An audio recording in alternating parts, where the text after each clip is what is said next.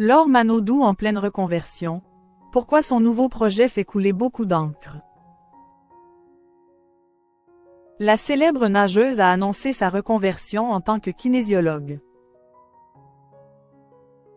Seulement, la kinésiologie est une pratique qui n'est pas validée scientifiquement et surveillée par l'Observatoire des dérives sectaires. À 37 ans, Laure Manodou n'en est pas à sa première exploration professionnelle.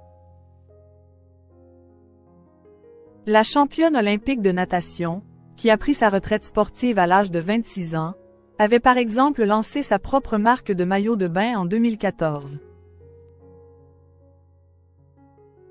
L'ex-compagne de Jérémy Frérot se lance aujourd'hui dans un tout autre domaine, en devenant kinésiologue comme elle l'a confié à Femme Actuelle.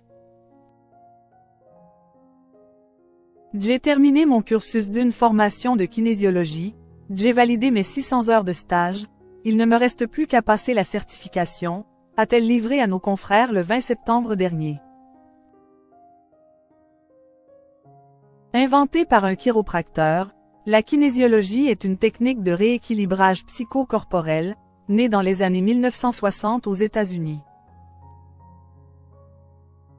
Cependant, cette discipline fait partie des médecines alternatives et n'est pas reconnue par l'Organisation mondiale de la santé, OMS.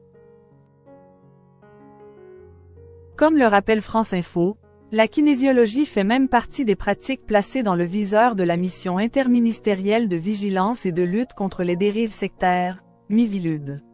En France, elle ne bénéficie pas d'une certification de l'État. Pourquoi la kinésiologie est-elle controversée? La Miviludes met en garde sur un risque d'emprise mentale sur le patient. Cyril Fellette, vice-président de la Fédération française de kinésiologie, rappelle à Femme Actuelle que certains thérapeutes peuvent s'apparenter à des charlatans et que ces derniers ne sont pas reconnus par la FFK.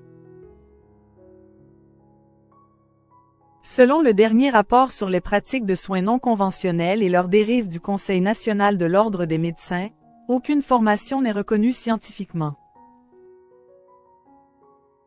L'Ordre des médecins explique par ailleurs que la kinésiologie peut pousser certains patients à s'écarter de leurs traitements essentiels, ce qui peut représenter un danger pour leur santé.